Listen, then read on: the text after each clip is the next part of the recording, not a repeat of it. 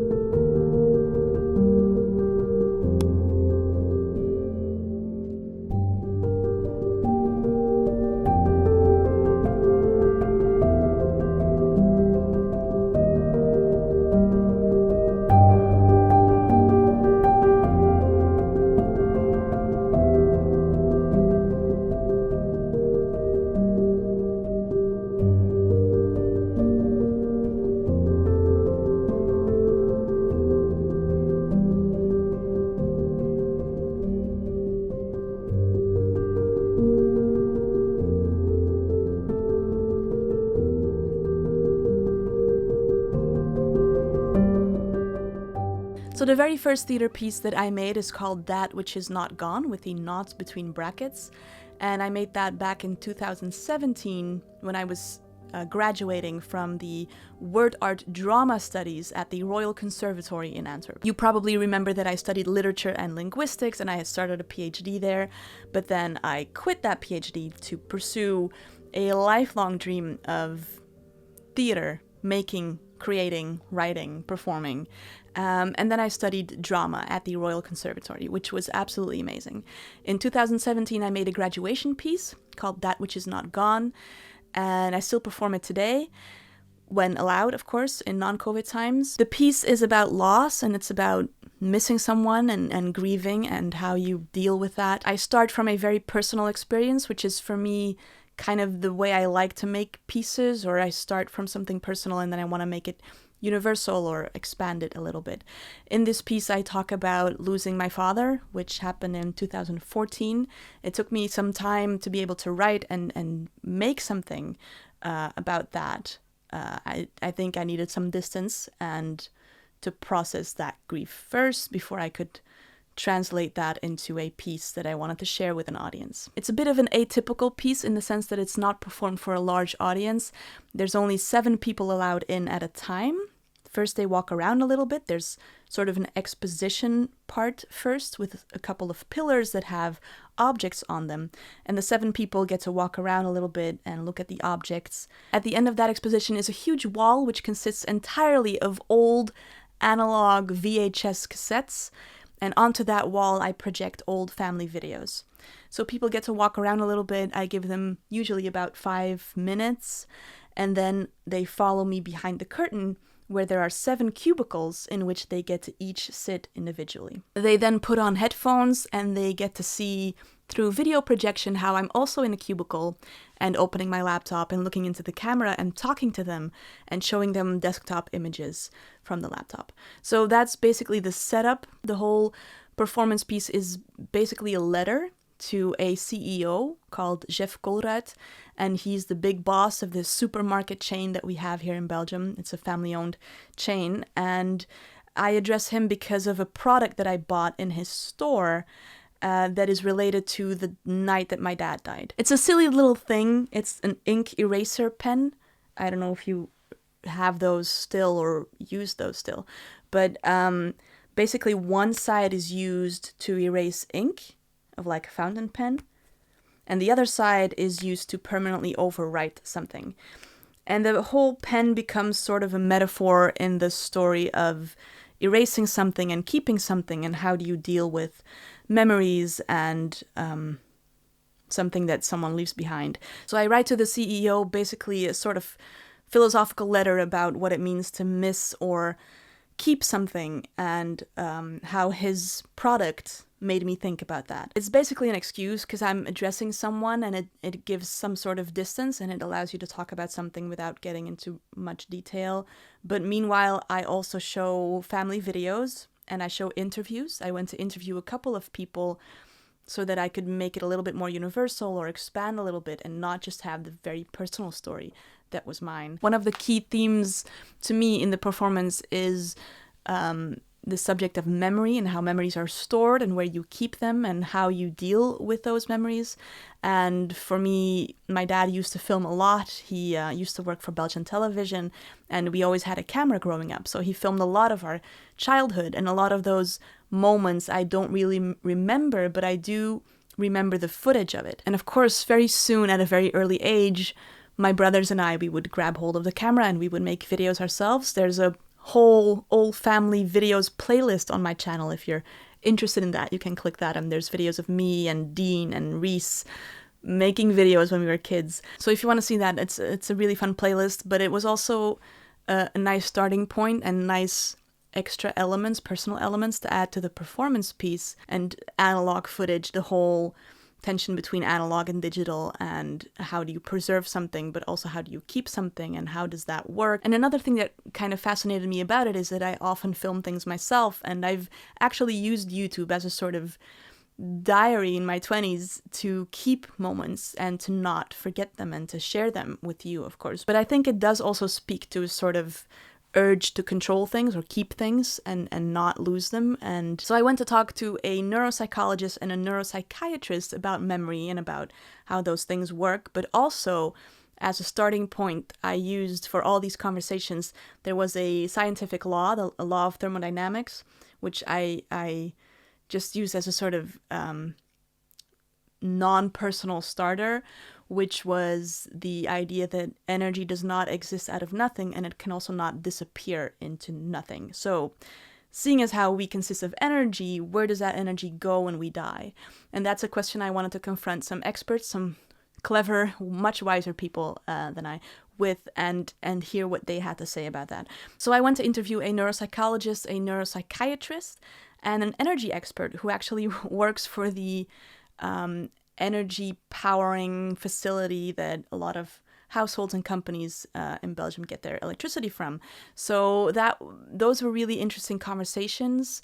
The one conversation that stuck with me most and that was a very important aspect of this piece was a conversation with Lydia Chagoll. And Lydia was an older woman who used to be a choreographer and a dancer, and then switched to documentary filmmaker later in her career. And it's actually pretty crazy because I was describing to my mentor at the time that I was looking for exactly someone like that. I told her that I wanted to look into muscle memory and how that, works with the body, because I'm a horrible dancer. I'm horrible with anything that requires coordinated or rhythmic movement. But I really wanted to talk to someone who was sort of focused on that or interested in that, and I wanted to speak to a dancer or a choreographer who then later turned to filmmaking. It sounds like a weird stretch, but to me it's kind of related, or I hoped it would be related, because I was hoping that in dance I would find someone who was also looking for that urge to control movements and memorize them, and then later in their careers, because a lot of dancers don't have a very long career because of the toll it takes on their bodies. I wanted someone who then made a switch to filmmaking, as to me that sort of fits into the same pattern of trying to capture something, trying to control something, trying to keep something and memorize it, or keep the memory of it alive. So while I was describing this fictional person who would fit into these categories, my mentor said, "Oh, I know someone like that." And she told me to go see Lydia, who's an older woman who used to be a dancer choreographer and then turned to documentary filmmaking. For me, the interview with Lydia was one of the most important interviews for that piece, because we ended up talking about so many different things. I don't think we even discussed muscle memory all that much, or the urge to capture memories or moments in footage. She's this amazing woman who had quite the life. She was in a Japanese concentration camp when she was a child, and of course had a very promising career as a choreographer and dancer. And she was a woman at the time when it was not super easy to be a woman, working for television, doing that kind of thing, and then later moved on to documentary filmmaking. And she's just an incredible woman. We talked about her life, her passion for education, her passion for dance, her passion for film, her passion for her husband. And then we found out that her husband had died 12 years prior and had also donated his body to science, like my dad had when he died. And so we ended up talking about that and what that was like. And then as it got darker, I asked her how you should best deal with or cope with loss and with missing someone. And I figured that this woman who had been through so much, she would sort of maybe diminish that or say, oh, loss is, I mean, you just deal with it and you move on. But instead she said, I still don't know because I lost my husband 12 years ago and I still miss him every single day, every single second. And then she told me that she still wrote letters to her husband. And she was so scared that someone was going to find the letters after she died and then maybe publish them, which she didn't want because they were very private between her and her husband. And that was for her a very comforting way to deal with that loss, or a way to still talk to him. But then out of fear that the letters would someday be published, she had stopped writing. So that was something that also really struck me and I found very emotional. And I later returned to her. We filmed that also, but we didn't use it in a performance piece. I later went back to her and I gave her a whole box of these little pens and told her that if she wrote in fountain pen, she could later erase with the other side. But it was just very striking to hear that a woman who had been through so much also had no answers when it came to how do you deal with grief and how do you deal with loss and how do you deal with missing someone who's not there anymore. So that was a very important conversation for me and I learned a lot from her. She was a very cool woman. And unfortunately this summer she passed away as well, and I wrote a column about her, which I hope to share with you in a different video. So yeah, this is a very sort of atypical theater performance piece. It's a combination of text and video and exposition form or installation form, I guess. And it's only for 7 people at a time, so it's not for a large audience. So economically, it's not a very smart move on my part, but I never thought that it would turn into a thing or a real piece that people would come and see. I thought it was just going to be a graduation piece and then I was never going to be able to play it again. But then luckily, while I was doing it as a graduation piece, a person came to see it who was in sort of agent manager guy who sells a lot of theater pieces here in Belgium to cultural centers, because almost every city or I'm really bad at that, but a lot of cities here in Belgium have a cultural center where theater is performed or comedy is performed or music performances are being done. So it's a very cultural scene here in Belgium, which I really love. And this agent has now become my, I don't know, agent, manager, booker, I don't know what you call it, but he's really great at it, and he's done a lot for this performance piece because it's not an easy sell, because it's only 7 people at a time. I do perform it multiple times a day so that it's a little bit feasible for a cultural center and that they don't go bankrupt when they put this on. But I'm so happy that I'm still able to play it and perform it for people.